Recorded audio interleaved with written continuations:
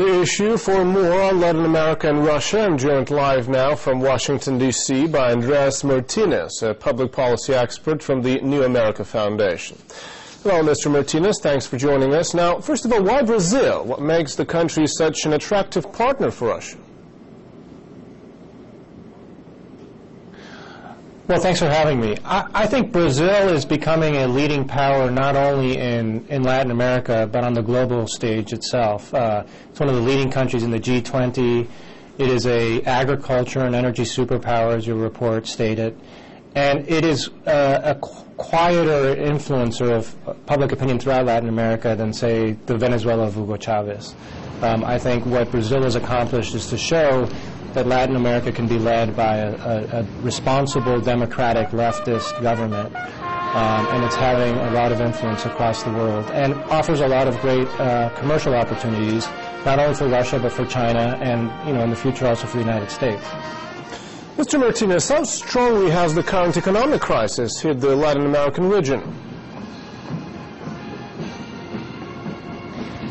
It's been a tough slog in the last couple of months for Latin America. You've seen currencies in Brazil and Mexico devalue. And what's interesting about this crisis is, unlike the crisis in the 1990s, this crisis is coming from the United States. So there's a potential backlash against America in the sense that Brazil and Mexico and Chile and a lot of these countries have done everything that they were supposed to do according to the IMF and the World Bank and Washington. They put their financial houses in order, they balance their budgets, they have reserves, and at the same time the contagion is now spreading because from their perspective the United States did not practice what it preached, so to speak. On the other hand, because they have been responsibly acting in the economic sphere, they're better prepared to weather the storm than they might have been 10 years ago. So it'll be interesting to watch. The last 5 years have been a time of stable 5% growth across Latin America on average, and that's been unprecedented. But that's now a little bit at risk because of this crisis. Mr. Martinez, getting back to the current talks between Russia and Brazil. Now, in courting Brazil, is Russia treading on the feet of the United States? What's your opinion? I think that's the kind of talk that people in Latin America find very offensive, that the notion that, we're somehow in the 19th century under the Monroe Doctrine and that this is America's backyard. I think that might be more of a sensibility when you're talking about Central America. Brazil is a very independent nation.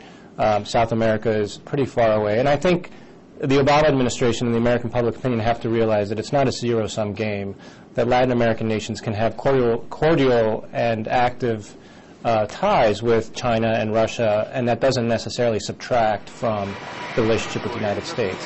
When it comes to military ties, say with a country like Venezuela, that seems intent on poking Washington in the eye, that puts it in a different category. But if you're talking about close economic energy ties between Brazil and China, Brazil and Russia, I think people in the United States need to be more understanding of the fact that this is a multipolar world and that Latin American nations want to engage countries elsewhere in the world. Well, thank you very much, Mr. Martinez. That was Andreas Martinez talking to us live from Washington, D.C. Thank you. Thank you.